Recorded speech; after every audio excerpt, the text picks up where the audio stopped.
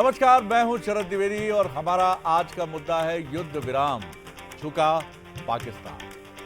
तो बड़ा ही ड्रामेटिक कहा जा सकता है, बिल्कुल ठीक है, क्योंकि 7 तारीख से जब से इसकी शुरुआत हुई और 10 मई तक आते आते ऐसा लग रहा था कि जिसको एस्केलेशन लैडर, एक अमेरिकन राइटर ने जो अलग अलग फेजेस बताए हैं कि एस्केलेशन जब शुरू होता है यानी कहीं भी कोई कन्फ्रंटेशन की शुरुआत होती है तो उसकी सीढ़ियाँ होती हैं।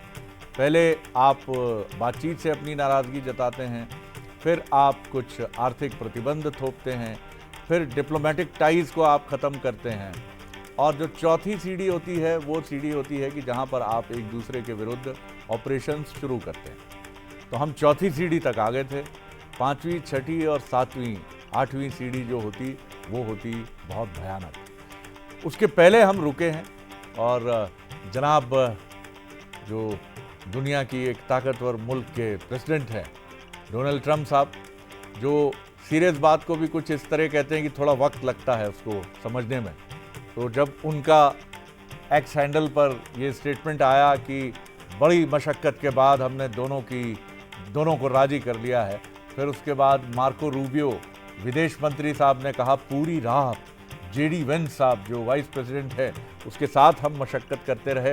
तो अमेरिका का इस मध्यस्थता को निभाना और ये बताना कि ये हमारे कारण हुआ है, ये बहुत महत्वपूर्ण है, क्योंकि उसने दक्षिण एशिया में अपने एक मित्र को खुले तौर पर वो उसके लिए आप कह सकते हैं कि वो मददगार हुआ। हालांकि इसका दूसरा पक्ष भी है, कुछ जो समीक्षक हैं वो ये भी कह सकते हैं कि उसने पाकिस्तान को भी हो सकता है इक्वली उसने दोनों को देखा हो। लेकिन इतना ज़रूर है कि पाकिस्तान, मियाँ पाकिस्तान जो हैं, जिन्होंने गड़बड़ियों का इतिहास है 47 के बाद से लेकर टिल डेट तक, वो घुटनों के बल एक बार फिर झुके हैं और बड़ी फजीहत कराई है उन्होंने। और भारतीय पॉलिटिकल लीडरशिप, भारतीय सेना का सर एक बार फिर गौरव से ऊपर हुआ है और ख़ास तौर से प्रधानमंत्री नरेंद्र मोदी जी और उनके नेतृत्व में जिस तरह से पूरी टीम आगे बढ़ी है वो रिमार्केबल है, हेड्स ऑफ है।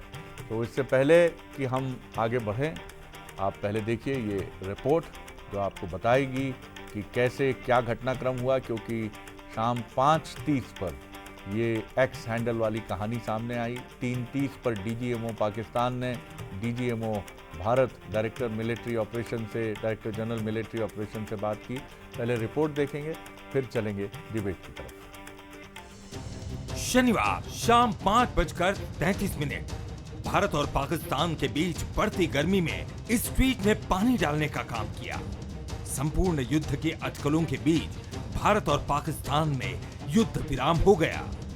अमेरिका के राष्ट्रपति डोनाल्ड ट्रंप ने ट्वीट में मध्यस्थता की बात कही और दोनों देशों को सही फैसला लेने के लिए बधाई दी, जिसके बाद विदेश मंत्रालय के सचिव ने इसकी पुष्टि की और 12 मई को न्यूट्रल वेन्यू पर बातचीत का जिक्र किया। It was agreed between them that both sides would stop all firing and military action on land and in the air and sea with effect from 1700 hours Indian Standard Time today. Instructions have been given on both sides to give effect to this understanding. The Directors General of Military Operations will talk again on the 12th of May at 1200 hours. कुछ ही समय के बाद colonel Sofia Qureshi, wing commander Vyomika Singh और commodore Raghu Nair ने press briefing की, जिसमें पाकिस्तान के सफेद झूठ और उसको हुए नुकसान को लेकर जानकारी दी गई। एक निंदनीय और अनप्रोफेशनल एक्ट के तहत पाकिस्तान ने श्रीनगर, अवंतीपुर और उधमपुर के वायु सेना अड्डों पर चिकित्सा केंद्र और स्कूल परिसर को निशाना भी बनाया, जिससे उसके द्वारा सिविल इंफ्रास्ट्रक्चर पर हमला करने की गैर जिम्मेदाराना प्रवृत्ति फिर उजागर हुई। पाकिस्तान द्वारा सैन्य ठिकानों को जानबूझकर निशाना बनाने के पश्चात भारतीय सशस्त्र बलों ने त्वरित व सुनियोजित जवाबी हमले किए। जंग के हालातों के बीच युद्ध विराम की बात और अमेरिका की मध्यस्थता कई तरह के सवाल लेकर आई, लेकिन केंद्र सरकार ने सोशल मीडिया और सेना की बॉडी लैंग्वेज के जरिए ये साफ कर दिया कि सिर्फ युद्ध विराम हुआ है। भारत अब भी आतंकवाद के खिलाफ न रुकेगा न थमेगा। बंसल न्यूज के सवाल देख लीजिए। क्या ऑपरेशन सिंदूर की सफलता से पाकिस्तान झुकने को मजबूर हुआ? सीज फायर में मध्यस्थता को लेकर अमेरिका उतावला क्यों नजर आया? क्या युद्ध विराम के बाद भी पाकिस्तान पर आर्थिक कूटनीतिक हमले जारी रहेंगे? क्योंकि जो संकेत मिले हैं कि जो भी आर्थिक इम्पोजिशंस हैं और जो सिंधु नदी ट्रीटी को हमने ब्रेक किया है, वो भी अभी कंटिन्यू है और होना ही चाहिए, क्योंकि अभी ऐसे कोई संकेत नहीं है जो हमें ये बताएं कि कहीं चीज़ें एकदम से पूरी तरह से रिजॉल्व है। 12 मई को दोपहर 12 बजे किसी न्यूट्रल प्लेस पर दोनों कंट्री के DGMO director general military operations बैठेंगे और जाहिर तौर पर एक मोडालिटी, रूपरेखा, आकृति इस सीज फायर की तब इमर्ज होकर, तब उभर कर सामने आएगी। और उसके पहले तमाम अनुमान हैं, क्योंकि जैसी परंपरा है भारतीय सेना ने इस पर कोई भी रोशनी नहीं डाली है और ये वक्त भी नहीं है कि उसके बारे में बात करके इस डिबेट को आगे बढ़ाया जाए। अभी फौरी तौर पर एक महत्वपूर्ण निर्णय है, क्योंकि पूरी दुनिया शांति की पक्षधर है और इसीलिए भारत ने भी बेहिचक इसको ऑप्ट किया है। लेकिन पाकिस्तान इससे कहीं ना कहीं बहुत मुश्किलात और उलझनों में फंसेगा। चलिए मेहमानों की तरफ चलते हैं। मेरे साथ भोपाल स्टूडियो में हैं श्याम सुंदर श्रीवास्तव, मेजर जनरल रिटायर्ड, बहुत स्वागत करता हूं उनका। साथ ही हैं ब्रह्मदीप अलूने जी, विदेश मामलों के जानकार, उनका बहुत स्वागत करता हूं। कर्नल डॉक्टर BB वत्स हमारे साथ हैं, उनका बहुत स्वागत करता हूं। और ग्रुप कैप्टन सतीश मिश्रा जी हमारे साथ हैं, उनका भी जय हिंद सर। जय हिंद। जय हिंद। जय हिंद सर जी, उनका भी मैं बहुत स्वागत करता हूं। तो यहाँ से हम अपना सफ़र शुरू करते हैं, कुछ और हमारे मेहमान भी आगे जुड़ेंगे। ब्रह्मदीप जी, सबसे बड़ा सवाल, पहला एक क्विक कमेंट आपका लूँगा मैं कि अब एक न्यूट्रल प्लेस पर हम बैठेंगे, DGMO दोनों कंट्री के बैठेंगे। हम अनुमान लगा रहे थे कि किन प्लेसेस पर ये हो सकता है, तो एक्सपर्ट्स की तरफ से ही बात आई थी, कुछ हमारा भी अनुमान था कि ये या तो सऊदी अरबिया का कोई जगह हो सकता है, कतर भी हो सकता है, या फिर अगर अमेरिका इसमें स्टेक होल्डर है, जैसा उसका क्लेम है, और मैं नहीं कहूँगा कि उसको श्रेय से वंचित करना चाहिए, बेहिचक उसकी बहुत और उससे बड़ी भूमिका किसी की हो भी नहीं सकती थी, तो ये अमेरिका की भी कोई जगह हो सकता है, वाशिंगटन DC हो। कैसे देखते हैं आप, और क्या चर्चा का मुख्य एजेंडा रूपरेखा ही होगी कि क्या बिंदु है? जी शरद जी, देखिए मुझे नहीं लगता कि अमेरिका भारत और पाकिस्तान के जो सुरक्षा अधिकारी उनको ज़्यादा लंबी यात्रा करवाएंगे। और सऊदी अरब ने जिस प्रकार से आधी रात को विदेश राज्य मंत्री ने बात की है, तो पूरी संभावना दिखती है कि वो सऊदी अरब में ही बात करेंगे। दूसरी बात यह है कि कोई भी एक जो ऑपरेशन होता है उसका उद्देश्य होता है। हमारा जो ऑपरेशन सिंदूर था उसका उद्देश्य था कि पाकिस्तान में घुसकर वहाँ के आतंकी ठिकानों को नष्ट कर देना। हमने अपने उद्देश्य को पूरा किया। हमारा उद्देश्य POK नहीं था, हमारा उद्देश्य बलूचिस्तान की आज़ादी नहीं था, हमारा उद्देश्य लाहौर नहीं था, हमारा उद्देश्य रावलपिंडी पर अधिकार नहीं था, ऐसा कोई भी हमारा उद्देश्य नहीं था। हमारा ऑपरेशन सिंदूर था, जिसके बारे में दूसरे दिन प्रेस ब्रीफिंग में ये कहा भी गया कि हम चाहते हैं कि पाकिस्तान के अंदर जो आतंकी ठिकाने थे हमने उसको नष्ट कर दिया। दूसरी बात यहाँ पर कि इस थोड़े समय यही कहना चाहूँगा कि जो युद्ध विराम को लेकर देश में जो बातें हो रही है, दूसरी बात है कि हमने इस घटनाक्रम के दौरान यह भी देख लिया कि हम कैसे दुश्मन के अंदर घुसकर निशाना बना सकते हैं, और यह भी देख लिया कि हम अपने किसी भी हमले से अपने देश का बचाव कैसे कर सकते हैं। तो ये जो सारी चीज़ें हैं, इसके बाद जब हम किसी टेबल पर बैठेंगे तो बहुत सारी चीज़ें क्लियर होगी। सबसे पहली बात यह हो सकती है कि ऑपरेशन सिंदूर तब तक चल रहा है जब तक कि पहलगाम के जो जिम्मेदार हैं वो छुपे हुए हैं, वो पाकिस्तान में छुपे हैं, वो हिंदुस्तान में छुपे हैं, वो जहाँ भी छुपे हैं, क्योंकि उन्होंने हमारी बहनों को बेवाएँ बनवाया है, क्योंकि उन्होंने कई घरों के जो है रोशनी को बुझाया है। तो ऑपरेशन सिंदूर तब तक नहीं थम सकता जब तक कि उनको उनके किए की सज़ा नहीं मिल जाती। दूसरी बात यह है कि अभी तक पाकिस्तान ये कहता था कि अजहर मसूद यहाँ नहीं है, लेकिन भारतीय सेना ने दिखाया जब अजहर मसूद वहाँ पर आंसू बहा रहे थे। अजहर मसूद ने कहा कि काश मैं भी मर जाता। इसका मतलब है कि आतंकियों को पाकिस्तान पालता है। तो जो दूसरी बात युद्ध विराम में हो सकती है, यह हो सकती है कि आपको हाफिज सईद और अजहर मसूद को भारत को देना ही होगा। तीसरी बात देखिए, अभी जो हमारी प्रेस ब्रीफिंग में एक बात बहुत स्पष्ट कही गई, जिसको सोफिया कुरैशी ने कहा कि हम एक प्रोफेशनल सेना है, हम धर्मनिरपेक्ष सेना है और हम धार्मिक स्थलों को निशाना नहीं बनाते, जिसके बारे में पाकिस्तान ने प्रचारित किया था। तो अब जब इस मेज पर बैठा जब हम युद्ध विराम की मेज पर बैठेंगे तो ये भी हमको देखना होगा कि यदि आसिफ मुनीर जो है वो देश के सेना अध्यक्ष हैं, उनके विचार है, तो फिर ऐसे युद्ध विराम जिसका पाकिस्तान हमेशा उल्लंघन करता रहा है, तो अब जब समझौते पर हम पहुंचेंगे तो समझौता ये होगा कि आतंक की फैक्ट्रियों को समाप्त किया जाए, और यदि किया जाता है तभी ये युद्ध विराम लंबे समय तक चलेगा। बिल्कुल ठीक कहा आपने। मैं मेजर जनरल रिटायर्ड जो हमारे साथ हैं श्याम सुंदर जी, एक क्विक कमेंट उनका चाहूँगा। सर, किस तरह से आप चीज़ों को आगे बढ़ते हुए देखते हैं? जी देखिए, हमारे ऊपर आतंकी हमला हुआ और हमने उसका बदला ले लिया जी। जितने भी आतंकी थे नो ठिकाने, हमने उनको तबाह कर दिया जी। और हमने सोचा कि हमने जो काम करना था वो कर दिया। लेकिन पाकिस्तान की तरफ से और हमारा बहुत ही सोचा समझा तरीका था जो हम करना चाहते थे। हमें मालूम था हमें क्या करना है, और इस समय सेना की बहुत प्रशंसा करना पड़ेगी, उनकी परिपक्वता की प्रशंसा करना पड़ेगी, क्योंकि ये हो जाने के बाद में पाकिस्तान ने अपनी तरफ से बहुत कोशिशें की। उसने जब भी कभी उसने पहले बमबारी शुरू कर दी बॉर्डर्स के ऊपर, हमने उसका जवाब दिया। उन्होंने जो है वो अपने ड्रोन छोड़े, मिसाइलें छोड़ी, हमने उनको बीच में इंटरसेप्ट किया, डिस्ट्रॉय किया, और उसके बाद में उससे भी ज़्यादा ताकत से उनकी चीज़ों को डिस्ट्रॉय कर दिया उनके यहाँ जा करके। मतलब हर चीज़ का हमारे पास जवाब था, और उनके किसी भी कारण से हम ज़्यादा भयभीत नहीं हुए।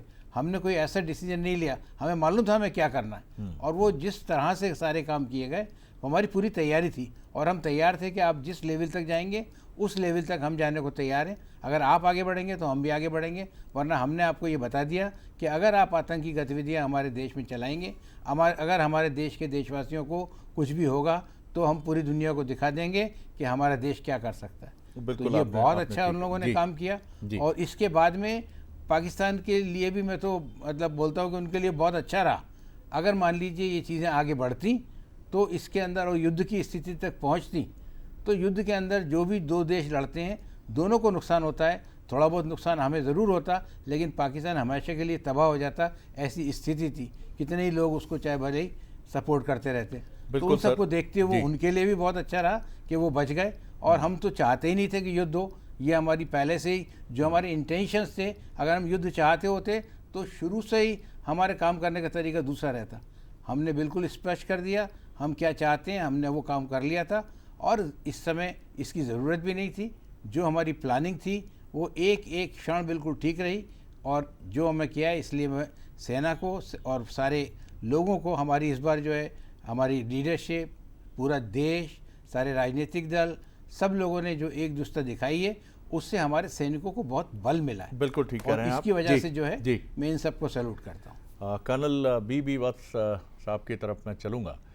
कर्नल साहब, एक शेर है कि मेरी चुप्पी बहुत सारे चीज़ों की आबरू रख लेगी, उनकी इज्जत बचा लेगी। अभी चुप्पी है, चुप्पी भारत की तरफ से भी है कि फ़ोन किसका गया, उसने क्या कहा, वो क्या गिड़गिड़ा रहा था, वो क्या कराह रहा था, क्या फुल ऑफ टीयर्स था कि भाई साहब रोक दीजिए, भाई साहब बहुत हो गया, भाई साहब हिंदुस्तान बहुत मारेगा, भाई साहब। मैं प्रिटेंड कर रहा हूँ, अनुमान लगा रहा हूँ, लेकिन ये यकायक तो नहीं हुआ है। जाहिर है कोई फ़ोन, अमेरिका भी चुप है कि अभी डिग्निफाइड बात है साहब, दो मुल्कों को हम एक साथ बिठा रहे हैं, अभी हम ये बताने लगे कि ये भाई साहब तो रो रहे थे, गिड़गिड़ा रहे थे, इनका हलक सूख गया था। तो ये सारी बातें सामने नहीं आई हैं, और हम ये भी नहीं चाहते कि हम किसी मुल्क की कुछ इस तरह उसके बारे में अपमानजनक और बेइज्जती की बातें करें। लेकिन पाकिस्तान ने हरकतें ऐसी की हैं कि ना चाहते हुए भी मन से ऐसी बातें निकल जाती हैं। तो ये सब कुछ तो हुआ होगा। भारत जरूर सहमत हुआ होगा इस बात पे कि साहब सबसे पहली तो भारत की आन बान शान की रक्षा होनी चाहिए। तो मोटे तौर पर तो 12 तारीख के बाद ही हमें समझ आएगा, लेकिन लगता तो पूरा यही है मसला जैसा हम सोच रहे हैं। क्या कहेंगे आप उस पर? जी जी जी। मैं दो चार महत्वपूर्ण बिंदुओं पर बात करूंगा। जी। सबसे पहले तो हमारे देश की सेना ने जिस प्रकार एक रेस्ट्रेन रखकर, एक संयम रखकर और बड़े कैलकुलेटेड तरीके से अपने आप को कम से कम नुकसान करते हुए पाकिस्तान की जो एयर डिफेंस और एयर वायु क्षमता थी उसको 3-4 दिन के अंदर में बर्बाद किया, वो एक बहुत बड़ा फैक्टर है पाकिस्तान के दिमाग में ये पैदा करने के लिए कि अब तुम्हारा वजूद खत्म होने वाला है, अब तुम विघटन की स्थिति पर आ गए हो, अब तुम डिसइंटीग्रेशन की स्थिति पर आ गए हो। Point number 1। पॉइंट नंबर 2, इस सीज फायर में IWT के ऊपर में जो हमने फैसला लिया है वो बरकरार है, यानी हमारे पास में जल प्रहार का जो ऑप्शन है वो हमेशा रहेगा। अगर पाकिस्तान हमारी शर्तों पर सीज फायर नहीं करता है तो आप ये मान लीजिए कि जो टेम्परेरी जो सीज फायर हुआ ये टेम्परेरी है, परमानेंट नहीं है। पाकिस्तान को अपनी नापाक हरकतों को जो उसने आतंकी फैक्ट्री को अपने यहाँ पनाह दी हुई है और रेडिकल सोच को जो है पाकिस्तान आर्मी के अंदर पैदा किया हुआ है उसको खत्म करना पड़ेगा और मध्यस्थ देश को इस बात की गारंटी लेनी पड़ेगी। वरना जो मैं मुद्दे पर आ रहा था कि जल प्रहार की जो क्षमता है कि अभी 20-25 मई तक हम आपको पानी नहीं देंगे, लेकिन उसके बाद में अगले महीने आपको इतना पानी देंगे कि आप नाव में बैठकर उस पानी को इकट्ठा करना। जी, पानी हो जाओगे। 3, जी, अभी तक जो जी, हाँ, जी, अभी तक जो है सीज फायर की शर्तों को जो उजागर नहीं हुई है। मोस्टली मैं अलूनी साहब से सहमत हूं कि संभावना यही है कि सऊदी अरेबिया या फिर हो सकता है कतर के अंदर में, क्योंकि कतर का जो प्राइम मिनिस्टर है उनसे भी लगातार बातचीत चल रही है जी, जी। और बीच में चल रही थी, तो ये इन दो देशों के बीच में संभावना है। जब वहां पर नेगोशिएटिंग टेबल के अंदर बैठेंगे 1948 में, 1965 में, 1971 में हम नेगोशिएटिंग टेबल पर हारे हैं, युद्ध में हम जीते हैं, लेकिन मुझे और मेरे देश की 140 करोड़ जनता को यह विश्वास है कि इस बार डोजियर प्राइम मिनिस्टर नहीं है, डोज देने वाला प्राइम मिनिस्टर है, वो फैसले लेने वाला प्राइम मिनिस्टर है, गुजराती भाई है, एक देगा तो 100 लेगा। ये मेरा मानना है, इस देश की जनता का मानना है जी, तो हम नेगोशिएटिंग टेबल पर हारने वाले नहीं है। तीसरा जो चौथा पॉइंट जो मेरा ये है कि जब तक पाकिस्तान को न्यूक्लियर डीन्यूक्लियरेशन नहीं किया जाता तब तक पाकिस्तान एक रोग स्टेट रहेगा। पाकिस्तान की जो रेडिकल सोच है वो खत्म नहीं हो सकती, क्योंकि वो इतना डीपली घुसी हुई है कि आज कुछ भी आप कर लीजिए, सबसे पहले वो बोलेगा हमारा न्यूक्लियर बम है। जी जी जो जी। मध्यस्थ देश है, जो भी मध्यस्थता कर रहा है, जी, उसको ये यकीन करना पड़ेगा कि आप जिहादियों के हाथ में न्यूक्लियर बटन नहीं दे सकते। पाकिस्तान एक फेल्ड स्टेट है, पाकिस्तान एक रोग स्टेट है, पाकिस्तान एक जिहादियों का देश है, तो इसलिए उस न्यूक्लियर बम का जो बोगी वो हमेशा खड़ा करता है उसको भी कैंसिल करना पड़ेगा। बिल्कुल बिल्कुल ठीक। लास्ट पॉइंट मेरा जो ये जी, है जी, कि अगर पाकिस्तान नेगोशिएटिंग टेबल पर हमारी इन शर्तों को, यानी कि जो हमारा जो उद्देश्य था इस ऑफ सिंदूर का कि जिहादियों को जो है वो खत्म करना है, उस सोच से खत्म करना है, नहीं मानता है, मान लो, तो फिर आगे क्या? आगे हमारे को अपना ऑफ सिंदूर जारी रखना पड़ेगा। बिल्कुल सर, बिल्कुल आपका बिल्कुल ये ऐसा मेरा मानना है। असेसमेंट एकदम ठीक है, लेकिन यहाँ अमेरिका की क्या भूमिका होगी? क्योंकि मीडिएटर जो बनता है, जैसे हम देखते हैं कि मैं विषय को हल्का नहीं कर रहा हूँ कि शादी में जो मीडिएटर होते हैं, ताऊ जी या मौसा जी, उनकी एक बड़ी अहम भूमिका ये होती है कि वो उस गठबंधन को वो बहुत पवित्रता से उसके कस्टोडियन बनकर रहें पूरी जिंदगी ताउम्र, और कहीं भी कुछ ऊंचा नीचा होता है तो उसका संभालने का काम भी करें। तो मुझे लगता है मीडिएटर का भी ये एक नैतिक दायित्व है कि वो इसको लेकर चले। तो सतीश मिश्रा सर से मैं ये जानना चाहूँगा, सर क्या हमने जैसे न्यूक्लियर पावर की जो बात बहुत इंपॉर्टेंट उठाई कर्नल बीवी वत्स सर ने, मतलब ये जो उसको डिसआर्म करने की जिम्मेदारी न्यूक्लियर पावर से रहेगी, ये अमेरिका को निभानी होगी सर, निभा सकता है अमेरिका, क्योंकि अमेरिका जानता है कि ये असंतुलन तब तक बना रहेगा क्योंकि भारत की जो ताकत है न्यूक्लियर पावर की वो बिल्कुल ही बहुत सुरक्षित है, उस पर कोई सवाल नहीं उठा सकता। जो रोग स्टेट है वहाँ गड़बड़ हो सकता है क्योंकि ये मिसाइल जो है दुनिया के किसी मुल्क की तरफ भी मुड़ सकती है।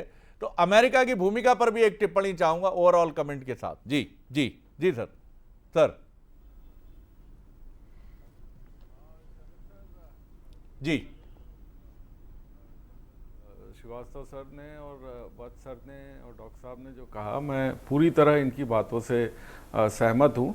और दूसरी बात, आपने जो एग्जाम्पल दिया मध्यस्थता वाली और शादी के रेफरेंस में, तो उसमें एक मैं भी बात को कमज़ोर नहीं करना चाह रहा हूँ, लेकिन रखना चाह रहा हूँ कि आज की डेट में जो मध्यस्थता करता है शादी में, पुरानी बात नहीं कर रहा हूँ मैं, जी जी जी, आप देखिए अगर वो 2-3 साल में डिवोर्स होता है तो जो मध्यस्थ वाला आदमी है वो ये कह देता है बड़े आसानी से कि भाई मेरा काम तो एक रिश्ता बनाना था अब रिश्ते को मेंटेन करना तो आपका काम है। पॉइंट आउट, ठीक है सर। तो ये आजकल का प्रेजेंट सिनेरियो ऑफ मैरिज है टुडे। और उसी तरह सर मैं 200%, और ये मेरा भी मानना है सर, हिंदुस्तान ने आज तक पाकिस्तान के साथ हर जंग जीती है।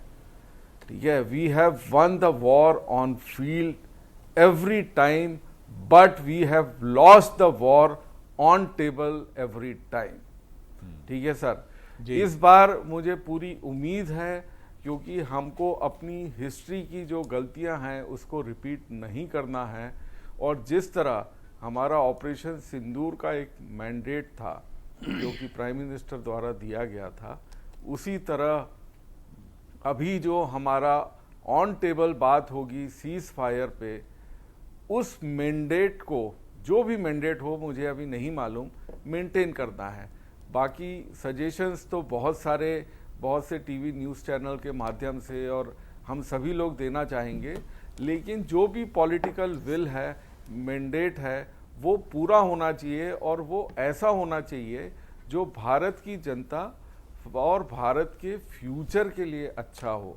क्योंकि सर ये जो कहना है कि हम उनको न्यूक्लियराइजेशन पॉलिसी उनकी ला के और उनकी जितनी भी न्यूक्लियर असेट्स हैं और उसका कंट्रोल जो है वो न्यूट्रलाइज कर दे, मुझे प्रेजेंट सिनेरियो में ये पॉसिबल नहीं लगता। नंबर 1 सर जी। नंबर 2, जो हमारी बात हो रही है सर टेररिस्ट ऑर्गेनाइजेशन की, कि इनको न्यूट्रलाइज कर दिया जाए और इनका वर्चस्व पाकिस्तान से ख़त्म हो जाए, ये भी मुझे अभी की सिचुएशन में पॉसिबल नहीं लगता है सर। क्योंकि इनकी जितनी भी टेररिस्ट ऑर्गेनाइजेशन है, they are more effective and they are more productive than compare to Pakistani government as well as army sir. आपके 10 बनेंगे, वो 100 पैदा कर देंगे सर। उनका जो ब्रेन वॉशिंग, अपब्रिंगिंग और जो उनकी कन्वर्जन का सिस्टम चल रहा है सर, वो चलते रहेगा। एक आम यूथ जो अनएम्प्लॉयड है उसको ये टेररिस्ट बनाते रहेंगे और ये फैक्ट्री इनकी चलते रहेगी। 100, 200, 500 टेररिस्ट के मरने से पाकिस्तान में कोई अंतर नहीं आएगा सर।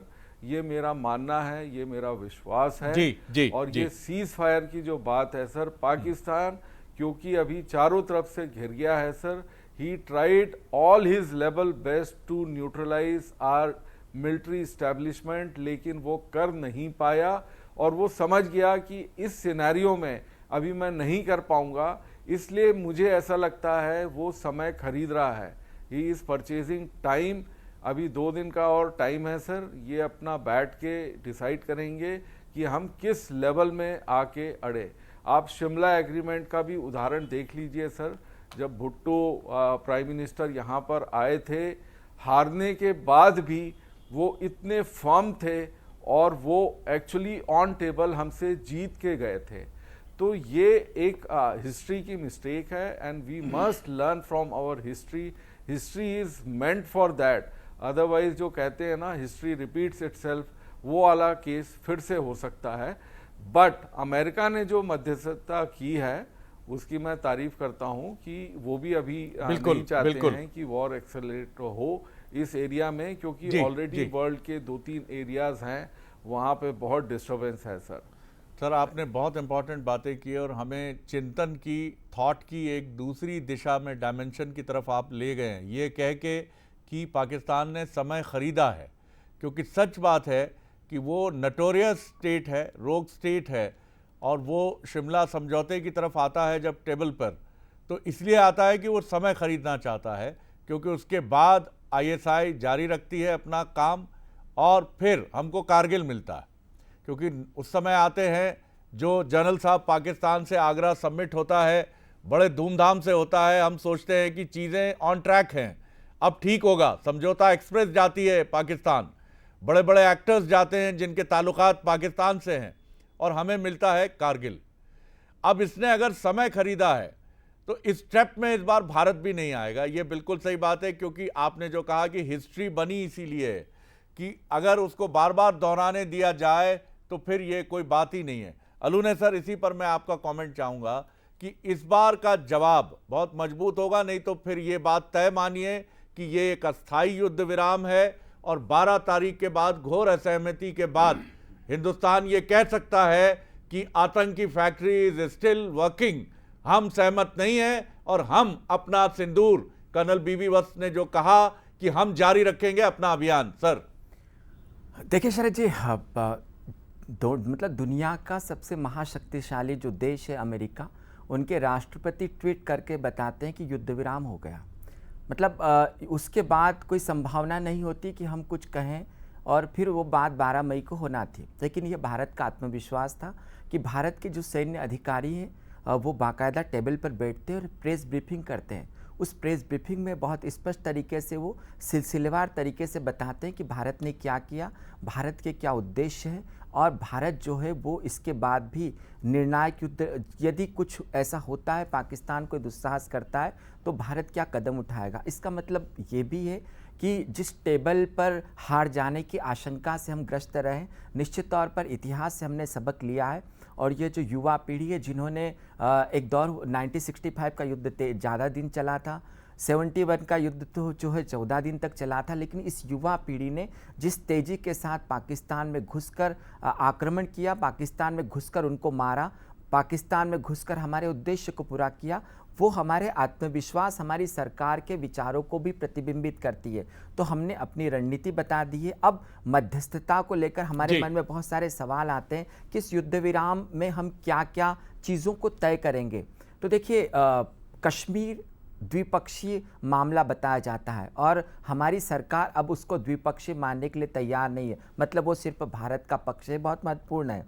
दूसरी बात है कि सिंधु जल संधि को लेकर बहुत सारे सवाल उठ रहे हैं। तो सिंधु जल संधि निलंबित हुई है। निलंबन का मतलब ये होता है कि वो बहाल भी हो सकती है। मतलब उसको लेकर ये बहुत बड़े सवाल नहीं है। सवाल यह है कि इस बार जब भारत टेबल पर बैठेगा तो यह सुनिश्चित होगा कि कभी भी किसी आतंकवादी के जनाजे में पाकिस्तानी फौजी शामिल नहीं हो, पाकिस्तान के नेता शामिल नहीं हो, वहाँ के मदरसों में जो शिक्षा दी जाती वो नहीं दी जाए, वहाँ से जो मौलानाओं को तकरीरें करने भेजा जाता है वो नहीं भेजा जाए, पाकिस्तान के प्रशिक्षण स्थलों को जो है वो ख़त्म किया जाए, और यह न केवल ख़त्म किया जाए लेकिन इसके एविडेंस जो है वो पूरी दुनिया के सामने प्रस्तुत किए जाए। और सबसे महत्वपूर्ण जो भारत को कूटनीतिक के साथ रणनीतिक सफलता मिल सकती है कि जैश ए मोहम्मद और जो लश्कर ए तैयबा है, ये दोनों आतंकी संगठन भारत के लिए बहुत परेशानियां बढ़ाते रहे हैं।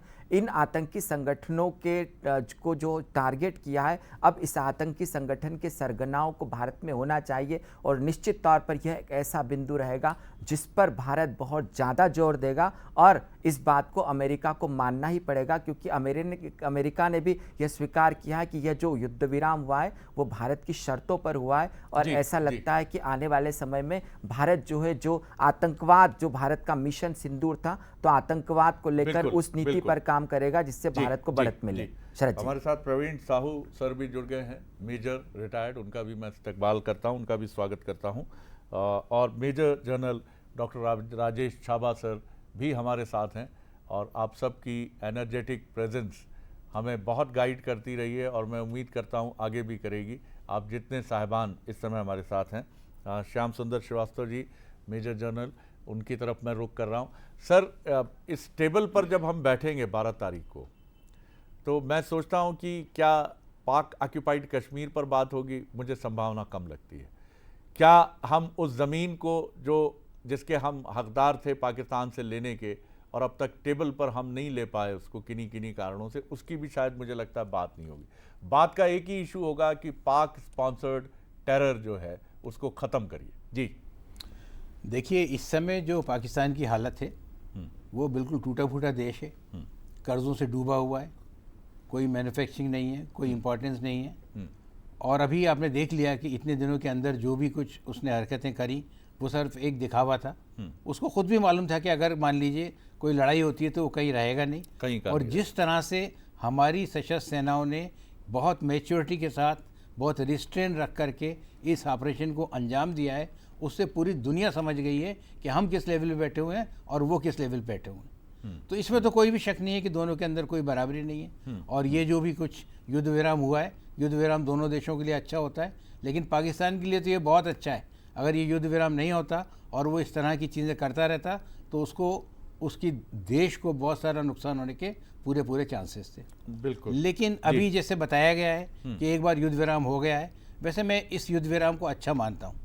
कारण ये हम कुछ भी कहें, कैसा भी कहें, अगर मान लीजिए इस समय युद्ध हो भी जाता और हम पाकिस्तान को ख़त्म भी कर देते, लेकिन युद्ध जो होता है वो बहुत महंगा होता है, हमें भी उसकी कीमत चुकानी पड़ती। और इस समय हमारे प्रायोरिटीज़ अलग हैं।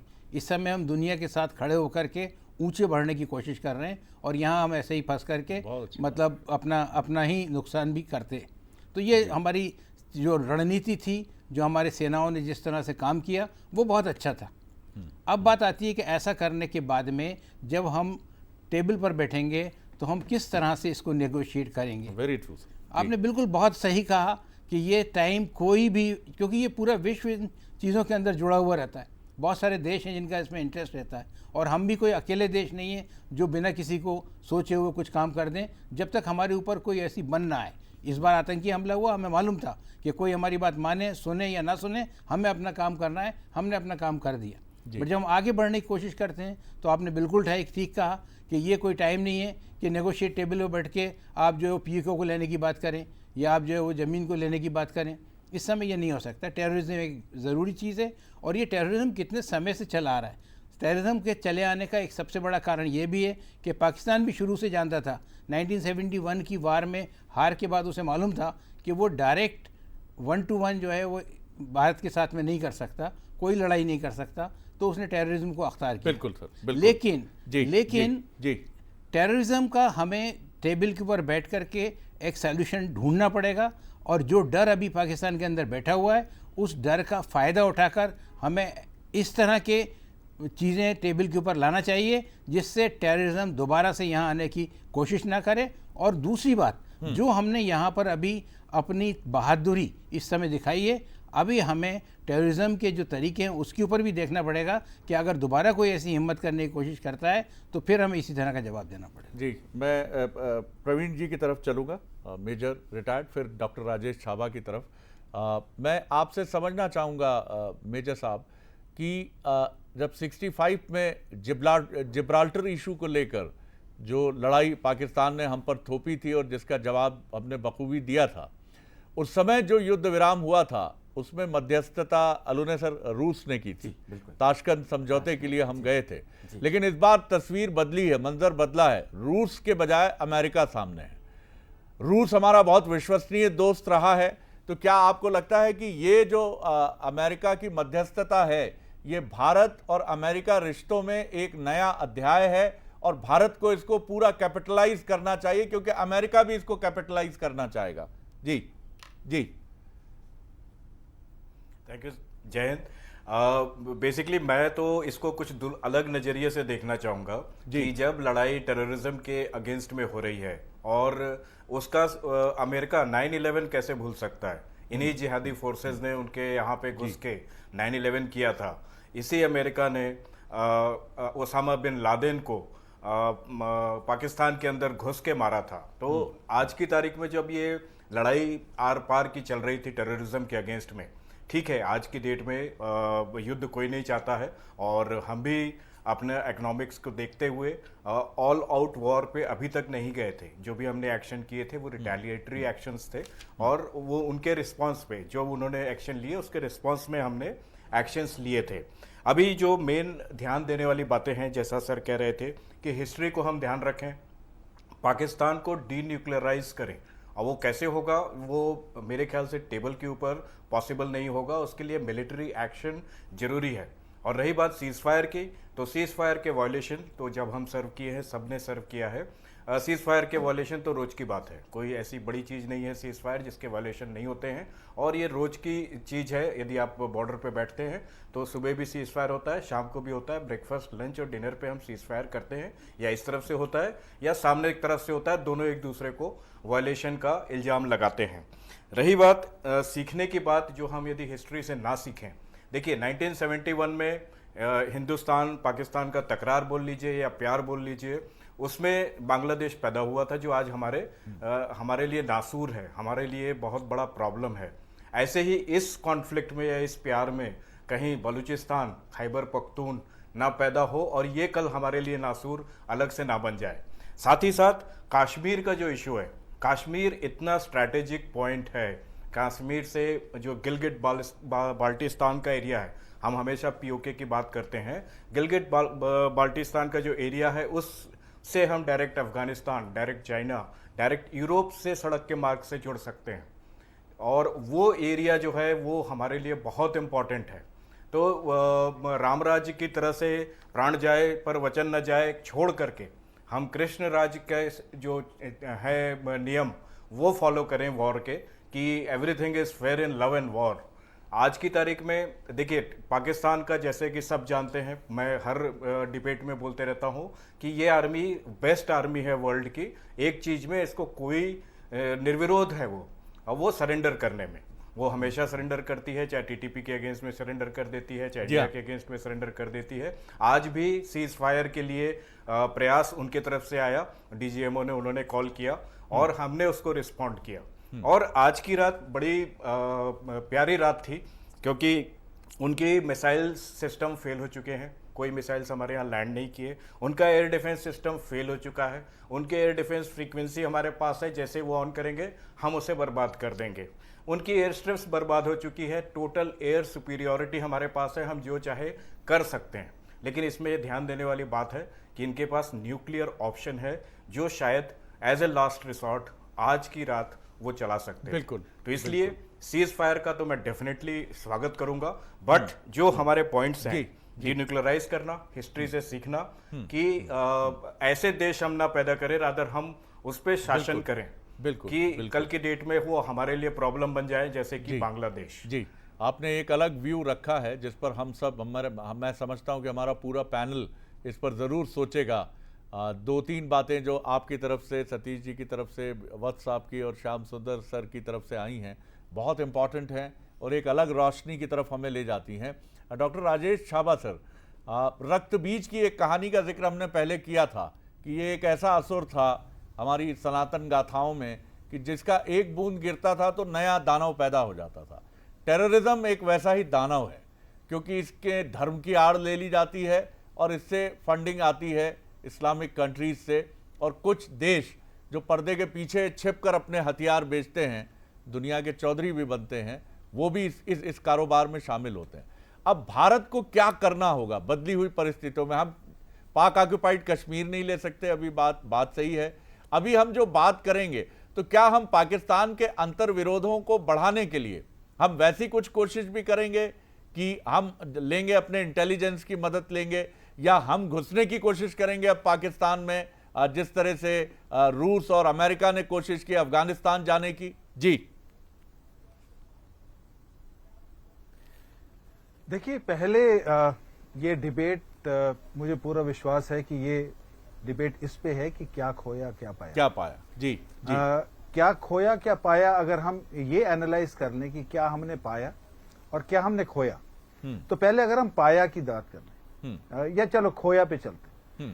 देखिए, इंडिया का जब स्ट्राइक इंडिया ने मिलिटेंट कैंप्स के ऊपर की थी, तो क्या इंडिया ने डिक्लेयर किया था कि हम वॉर पे जा रहे हैं पीओके लेने के लिए, या हम जा रहे हैं कश्मीर पाकिस्तान के ऊपर ऑक्युपाई करने के लिए जमीन? बिल्कुल ठीक है। नहीं जी, इंडिया का बड़ा क्लियर कट स्टैंड था कि हमने टेररिज्म के खिलाफ एक डिसाइसिव एक्शन लिया है, ताकि जो टेररिज्म की एक्टिविटी पहलगाम में हुई है वो बाद में रिपीट ना हो। That was the only stand, हमारा स्टैंड सिर्फ यही था। राइट जी। क्या हमने उसे अचीव किया? डेफिनेटली। तो गेन्स हमारे क्या रहे? गेन्स देखिए, सबसे पहला ये न्यूक्लियर बॉम्ब की जो बात होती है, कोई न्यूक्लियर बॉम्ब नहीं चलाया। न्यूक्लियर ये सबसे बड़ा एग्जाम्पल है, जब हमने पाकिस्तान की न्यूक्लियर बोगी जो ये कहता था, उनके स्टेटेड डॉक्ट्रिन है कि उनकी कुछ रेड लाइन उन्होंने डिफाइन की थी कि ये रेड लाइन क्रॉस हुई तो हम न्यूक्लियर बॉम्ब चला जाएंगे। उसमें सबसे पहली रेड लाइन थी इंडस वाटर ट्रीटी की एब्रोगेशन, ये उसकी रेड लाइन थी। उसने क्या किया उस रेड लाइन का? कुछ नहीं। तो न्यूक्लियर बोगी जो न्यूक्लियर रेड लाइंस की बात करता था, हमने उस पूरी उसकी डॉक्ट्रिन जो है उसकी शॉर्टकमिंग दिखा दी कि तुम कुछ नहीं कर सकते, तुम गीदड़ भक्ति के अलावा कुछ नहीं कर सकते। पाकिस्तान को यह बता दिया गया है कि पाकिस्तान का हमेशा से इंडिया का स्टेटस स्टैंड है, न्यूक्लियर वेपन तुम हमारे ऊपर एक चलाओगे हमें नुकसान होगा, मगर अगले दिन आपका नामो निशान नहीं बचेगा इस दुनिया में।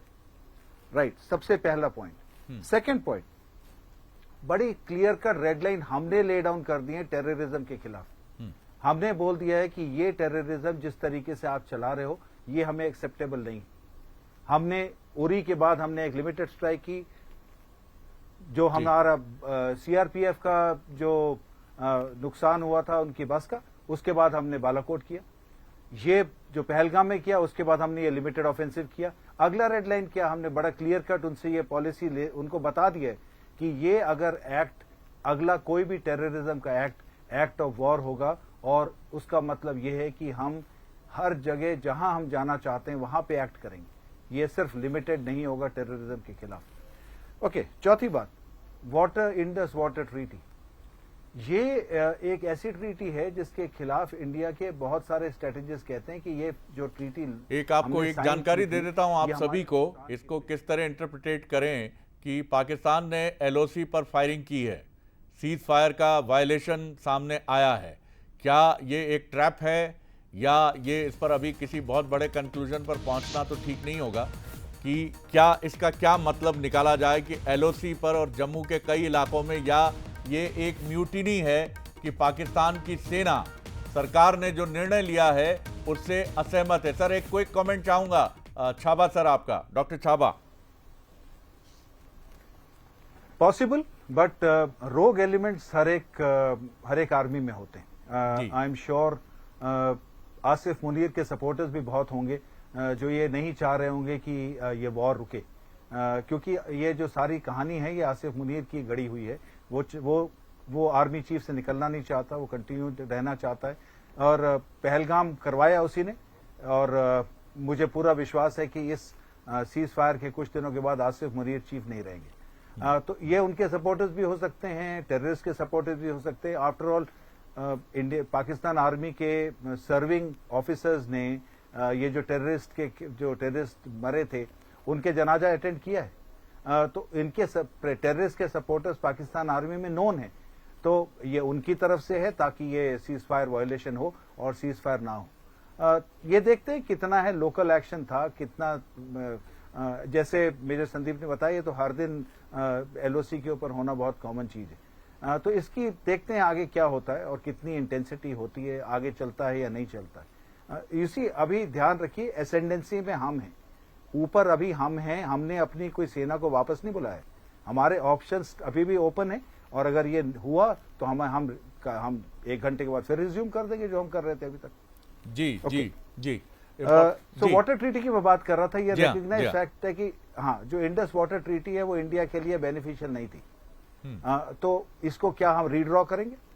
नेक्स्ट अफगानिस्तान का जो स्टेटमेंट की इंडिया की कोई मिसाइल उसके ऊपर नहीं गिरी, वो बड़ा क्लियर कट दिखाता है अफगानिस्तान का रोल किस तरफ है, इंडिया की तरफ या पाकिस्तान की तरफ। इस्लामिक कंट्रीज का कोऑपरेशन, सऊदी अरेबिया हो या ईरान हो, क्लियर कट डिफरेंसेस हो गए हैं। टर्की एक साइड में जो पाकिस्तान को सपोर्ट कर रहा था और दूसरी तरफ सऊदी अरेबिया और ईरान जो इंडिया को सपोर्ट कर रहे थे।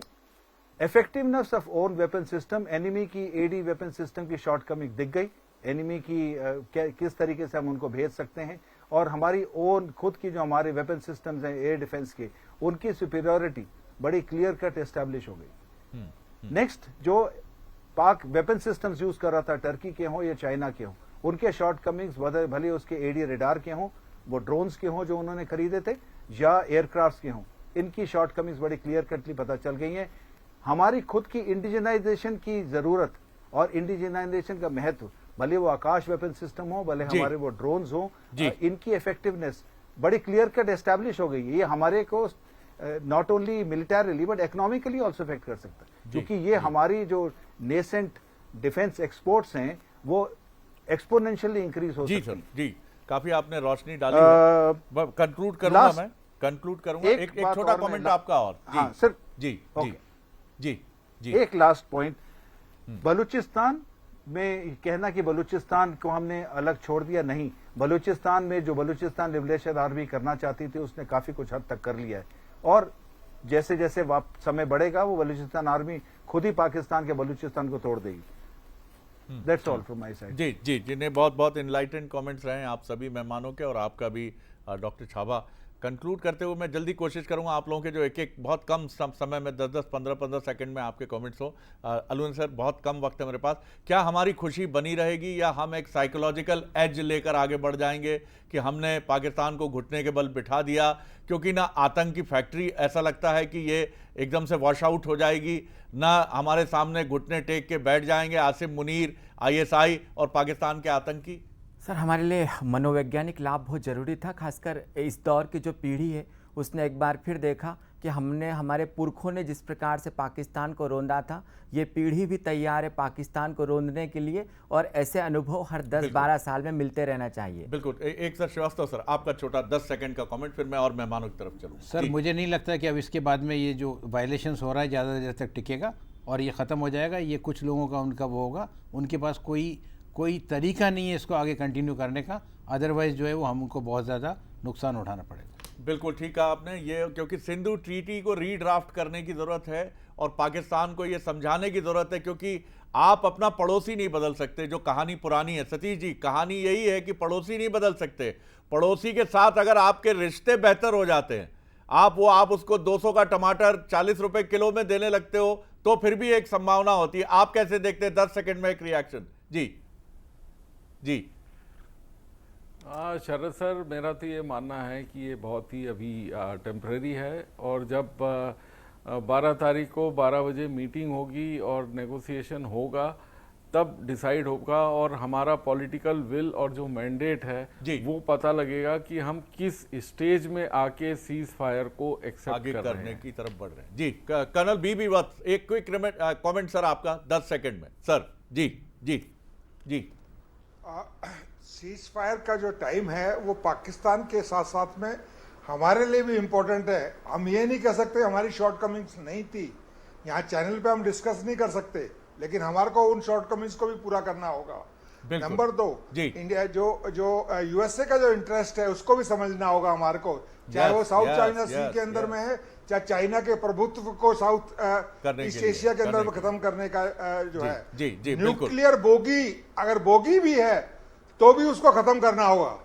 और किस तरीके से हम आतंकियों की फैक्ट्री खत्म कर सकते हैं। बिल्कुल। दो छोटे कमेंट और लूंगा मैं। जी प्रवीण जी आपका क्विक रिएक्शन 10 सेकंड में, फिर मेजर जनरल छाबा का क्विक कमेंट 10 सेकंड में। जी। जो हमारा लड़ाई थी टेररिज्म की, तो उसको हमको समझने की ज़रूरत है। वो पाकिस्तान या कोई और कंट्री को ख़त्म करने से कभी ख़त्म नहीं होने वाला। उसके लिए हमको उस मेंटेलिटी, उस आइडियोलॉजी को ख़त्म करना होगा, जहाँ 4 अली बाबा और 40 चोर, 4 बीबी और 40 बच्चे, और फिर उनको मदरसों में ब्रेन वॉश करके आप उनको ट्रेन करते हैं, जिहादी बनाते हैं। बड़ा सवाल है। इस आइडियोलॉजी को हिट करना जरूरी। Doctor Chhaba 10 second sir. जी। जो हम चाहते थे हमने किया, जैसा हम चाहते थे वैसे हमने किया, जो हम करना चाहते थे वो हमने किया। उससे ज्यादा मैं कुछ कहना नहीं चाहूंगा, क्योंकि अगर हम दुश्मन को 2 दिन के अंदर, 3 दिन के अंदर अगर हम उसे घुटने पे ले आते हैं, हम उसे मजबूर करते हैं कि उसे फायर की तरफ से, उससे बड़ी विक्ट्री क्या हो सकती है। एक दार्शनिक नोट यह है कि कभी किसी को मुकम्मल जहां नहीं मिलता, कहीं जमीन तो कहीं आसमां नहीं मिलता। एक दार्शनिक तरीके से हमें इसे देखना होगा। हमें जो मिला है, जो प्राप्त है, वही पर्याप्त है, क्योंकि बॉटम लाइन यही है कि युद्ध किसी भी समस्या का हल नहीं है, और युद्ध आप जो मनोवांछित चाहते हो वो भी लेकर नहीं आ सकता है। कि आप एक फुल फ्लेज्ड युद्ध लड़ोगे, आतंकवाद पूरी दुनिया से साफ हो जाएगा, आपको थाली में रखकर मिल जाएगा पाक ऑक्युपाइड कश्मीर, आपकी जमीन मिल जाएगी, और पाकिस्तान हिंदुस्तान की अधीनता स्वीकार कर लेगा, या पुराना अखंड भारत साकार हो जाएगा। तो जो प्राप्त है वो पर्याप्त है। भारत के गौरव की रक्षा हुई है, भारतीय सेना के गौरव की रक्षा हुई है, भारत के राजनीतिक नेतृत्व की रक्षा और उसका सम्मान बढ़ा है। मेरे ख्याल से ये इतना है जिस पर हम गर्व कर सकते हैं। जय हिंद भारत की सेना, भारत का नेतृत्व। बहुत बहुत शुक्रिया सर, आप सभी मेहमानों का बहुत धन्यवाद, और आगे भी हम आपके इनलाइटेड कमेंट्स के लिए बहुत आदर से आपको आमंत्रित करते रहेंगे। बने रहिए बंसल न्यूज पर, लगातार अपडेट जारी है, खबरों का सिलसिला जारी है। नमस्कार।